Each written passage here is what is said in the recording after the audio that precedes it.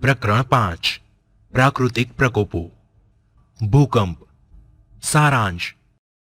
માનવ જીવન ક્રમાનુસાર ચાલતું હોય ત્યારે અચાનક કોઈ દુર્ઘટના બને તો માનવ જીવન ખોરવાઈ જાય છે કે મુશ્કેલીમાં મુકાઈ જાય છે. જ્યારે આવી દુર્ઘટના બને ત્યારે આપણે તેને આપત્તિ તરીકે ઓળખીએ છીએ. માનવ જીવનને નુકસાન પહોંચાડતી આપત્તિના પ્રકાર વિશે ચાર્ટ દ્વારા સમજીએ. આપત્તિના મુખ્ય બે પ્રકારો છે: કુદરતી આપત્તિ અને માનવ સર્જિત આપત્તિ. કુદરતી આપત્તિના બે પ્રકારો છે. એક, જેની આગાહી કરી શકાય તેવી આપત્તિ, જેમાં પૂર, વાવાઝોડું, દુષ્કાળ અને સુનામીનો સમાવેશ થાય છે. જ્યારે બીજી, જેની આગાહી શક્ય ન હોય તેવી કુદરતી આપત્તિ, જેમાં ભૂકંપ, જ્વાળામુખી અને જંગલની આગનો સમાવેશ થાય છે. બીજી આપત્તિનો પ્રકાર માનવ સર્જિત આપત્તિ, જેમાં આગ, ઔદ્યોગિક અકસ્માત, હુલ્લડ કે યુદ્ધ કે બોમ્બ વિસ્ફોટનો સમાવેશ થાય છે. સૈદ્ધાંતિક સમજ.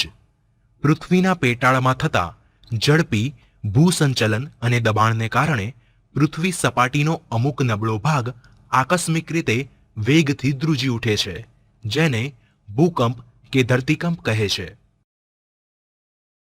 ભૂકંપના ઉદ્ભવ સ્થળેથી જે ભૂકંપના મોજા પેદા થાય છે તેને ભૂકંપ કેન્દ્ર કહે છે, જે મોટે ભાગે પૃથ્વીની સપાટીની નીચે એટલે કે પૃથ્વીના પેટાળમાં હોય છે. ભૂકંપના મોજા ચારે બાજુ ફેલાતા કેટલા મોજા ભૂસપાટીએ પણ અસર કરે છે. ભૂકંપ કેન્દ્રથી પૃથ્વીની ઉપરની સપાટીની સૌથી નજીક આવેલા સ્થળ કે કેન્દ્રને ભૂકંપ નિર્ગમન કેન્દ્ર કહે છે. ભૂકંપની સૌથી વધુ અસર અહીં થાય છે, તેથી તેનાથી દૂર જતા તેની અસર ઓછી થતી જાય છે. પૃથ્વીનું કેન્દ્ર બિંદુ ભૂસપાટીથી લગભગ 6378 કિલોમીટર જેટલું દૂર છે. કોઈ પણ પ્રદેશમાં થતા ભૂકંપની અસર ભૂકંપના વેગ પર આધારિત હોવાથી તેનું ઉદ્ગમ સ્થાન અને તીવ્રતા જાણવા ભૂકંપ આલેખકનો ઉપયોગ થાય છે.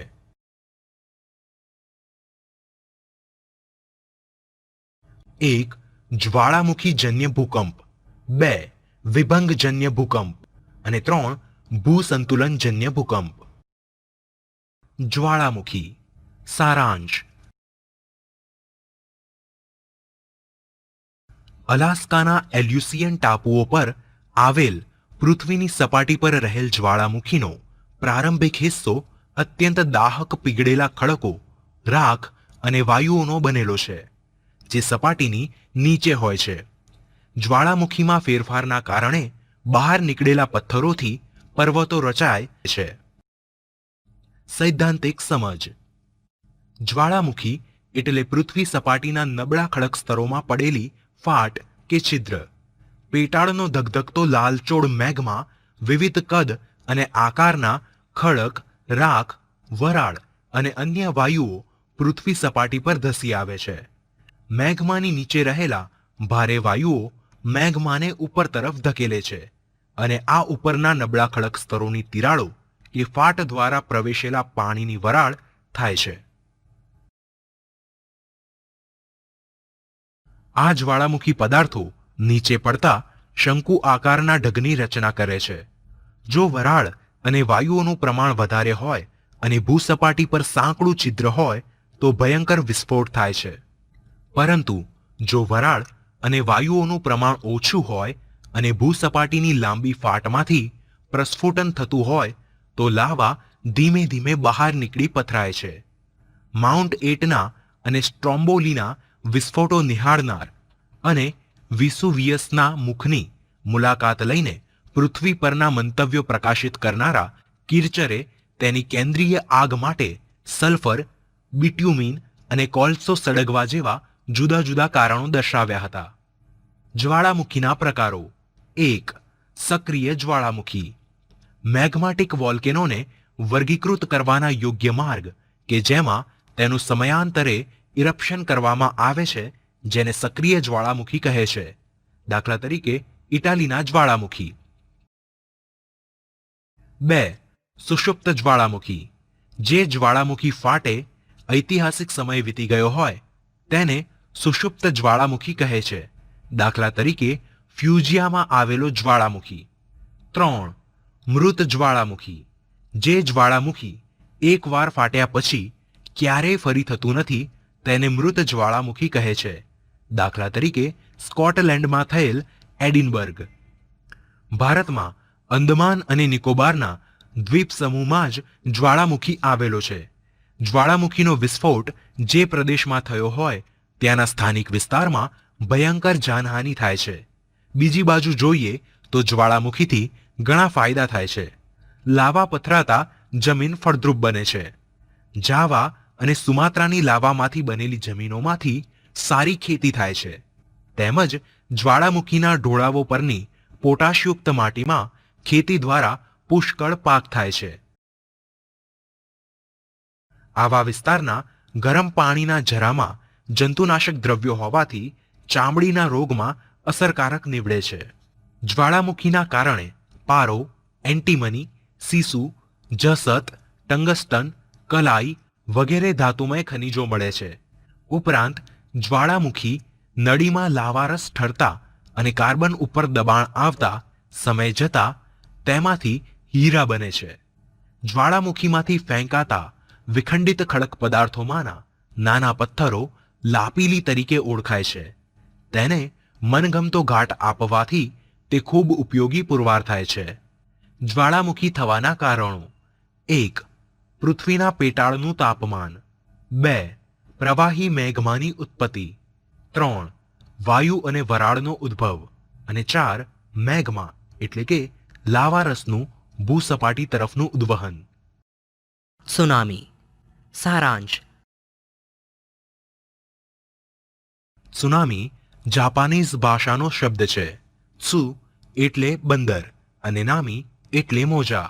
સમુદ્રના તળિયે ભૂકંપ થવાથી સમુદ્રની સપાટી પર ખૂબ શક્તિશાળી વિનાશક મોજા ઉત્પન્ન થાય છે, જેને ત્સુનામી કહે છે. તે ઊંચા અને અસાધારણ લંબાઈના હોય છે. સૈદ્ધાંતિક સમજ: ત્સુનામી મોજાની લંબાઈ આશરે 700 થી 1600 કિલોમીટર જેટલી હોય છે અને તે ખૂબ જ ઝડપી અને લાંબુ અંતર કાપનાર હોય છે. તેથી પાણી ઝડપથી કાંઠા પર ઊંચે સુધી ચડી જાય છે અને મોટી હોનારત સર્જે છે. જે 11 માર્ચ 2011માં જાપાનમાં જોવા મળ્યું હતું. વંટોળ અને ઝંઝાવાતથી મોટા અને શક્તિશાળી મોજા ઉત્પન્ન થાય છે, જેનો આકાર તોફાન શમી ગયા બાદ બદલાતા ઊંચા અને લાંબી તરંગ લંબાઈના મોજામાં પરિવર્તિત થાય છે. આ મોજા સમુદ્ર કિનારે ઉછાળા રૂપે અને ઉદ્ભવ સ્થાનથી દૂર હજારો કિલોમીટર સુધી ફેલાય છે, જેના કારણે કિનારાના વિસ્તારને ભારે નુકસાન થાય છે. આથી તેને પ્રલયકારી મોજા પણ કહે છે. ઘણી વખત સમુદ્ર કિનારે ઊંચી જગ્યા પરથી મોટો ખડક કે હિમશિલા અચાનક સમુદ્રમાં પડવાથી પણ પ્રલયકારી મોજા ઉત્પન્ન થાય છે. પૂર. સારાંશ. પૂર શબ્દ જૂના અંગ્રેજી ફ્લોડ પરથી આવ્યો છે, જે જર્મનિક ભાષા જેવો લાગે છે. ધી ફ્લડ શબ્દ સનાતન પાણીના કદ વધારાનો ઉલ્લેખ કરે છે, જેનું વર્ણન જીનેસિસમાં બાઇબલમાં કરવામાં આવ્યું છે. સૈદ્ધાંતિક સમજ: જ્યારે નદીની ક્ષમતા ઊંચી હોય અને તેની ઉપરથી પાણી વહેવા માંડે ત્યારે તે માર્ગથી અન્ય દિશામાં અને વાંકી ચૂકી વહે છે, જેના કારણે તે કિનારાના રહેણાંકો અને વ્યવસાયોને નુકસાન પહોંચાડે છે. ત્યારે નદીઓમાં પૂર આવ્યું તેમ કહેવાય છે. બીજા શબ્દોમાં કહીએ તો નદીમાં એકાએક આવતા ધસમસતા પાણીના પ્રવાહને પૂર કહે છે. પૂર આવવાના કારણો: 1. ચોમાસામાં જો નદીના ઉપરવાસમાં ધોધમાર વરસાદ પડે તો પૂર આવે. 2. કોઈ નદી પરનો બંધ તૂટે ત્યારે નદી કિનારા તેમજ નીચાણવાળા વિસ્તારમાં પૂર આવે છે. પૂરના મુખ્ય પ્રકારો: 1. નદીના પૂરો. ધીમા પ્રકારો: ભારે પવનને કારણે ભારે વરસાદ પડતા ઉદ્ભવતા પૂર. ઝડપી પ્રકારો: ગરમીને કારણે બરફ ઓગળવાથી પરિણમતા પૂર. 2. ખાડી પૂર. તોફાની પવનને કારણે દરિયાઈ મોજાના મિશ્રણથી ઉદ્ભવતું પૂર. 3. દરિયાઈ પૂર. ભારે દરિયાઈ તોફાન અથવા અન્ય પરિબળોને લીધે થતા પૂર. 4. વિનાશકારી પૂર. ડેમ તૂટવાથી કે અન્ય નુકસાનકારક પરિબળને કારણે. 5. કાદવવાળું પૂર. કાદવવાળું પૂર પાકની જમીન ધોવાણમાંથી ઉત્પન્ન થાય. પૂરના ફાયદાઓ. પૂર માનવીની રોજિંદી અને આર્થિક પ્રવૃત્તિઓ પર અસર કરે છે. તેમ છતાં તે ઘણા ફાયદા કરાવે છે, જેમ કે જમીનને ફળદ્રુપ બનાવે છે. જમીનમાં ખામી હોય તો તેના પોષક તત્વો પૂરા પાડે છે. દુષ્કાળ કે અનાવૃષ્ટિ. વરસાદ ન આવવાથી ખોરાક પાણીની અછત સર્જાય છે અને જમીનમાં પાણી સુકાઈ જાય છે. તે પ્રક્રિયાને દુષ્કાળ કહે છે. દુષ્કાળની પરિસ્થિતિ ત્યારે સર્જાય છે જ્યારે કોઈ વિસ્તારમાં સરેરાશ વરસાદ કરતાં સતત ઓછો વરસાદ પડતો હોય. દુષ્કાળના કારણો. વન નાબૂદીકરણ, વધુ પડતી ખેતી અને વધારે પડતી સિંચાઈ. દુષ્કાળ ન થાય તેના ઉપાયો. વરસાદી પાણીનો સંગ્રહ, પાણીનો પુનઃવપરાશ અને પાકની ફેરબદલીનું સાવચેતીપૂર્વક આયોજન. વાવાઝોડું. સારાંશ. વાવાઝોડું એ પવન દ્વારા ઉદ્ભવતું તોફાન છે, જેને ચક્રવાત કે વંટોળ દ્વારા પણ ઓળખવામાં આવે છે. સૈદ્ધાંતિક સમજ. સામાન્ય રીતે દરિયા કિનારાના વિસ્તારમાં વંટોળ સર્જાય છે, જેના કારણે હવામાં થતું હલનચલન વેગ પકડે છે અને તોફાની બની જાય છે. આ હવાના તોફાનો મર્યાદિત સમયગાળા અને વિસ્તારમાં અસર કરે છે, જેને હરિકેન, ટોર્નેડો, વંટોળ વગેરે નામથી ઓળખવામાં આવે છે. દાવાનળ. જંગલોમાં વૃક્ષોના પરસ્પર ઘર્ષણ અથવા આકાશમાંથી પડતી વીજળીને કારણે કે બીજા કોઈ કારણે આગ લાગે તેને દાવાનળ કહે છે. દાવાનળને કારણે વન્ય સંપત્તિને ખૂબ નુકસાન થાય છે. ઉદાહરણ તરીકે જોઈએ તો અરાવલીના જંગલોમાં થયેલ દાવાનળ. ભૂસ્ખલન. કેટલીક વાર જમીન કે ભૂમિ પ્રદેશનો ઉપરનો ભાગ નીચે તરફ ખસી જવાની ક્રિયાને ભૂસ્ખલન કહે છે. ભૂસ્ખલનને લેન્ડસ્લીપ તરીકે પણ ઓળખવામાં આવે છે, જેમાં પથ્થર પડવા, છીછરા કચરાનો પ્રવાહ, જમીનનું હલનચલન વગેરે જેવી વિશાળ શ્રેણીનો સમાવેશ થાય છે.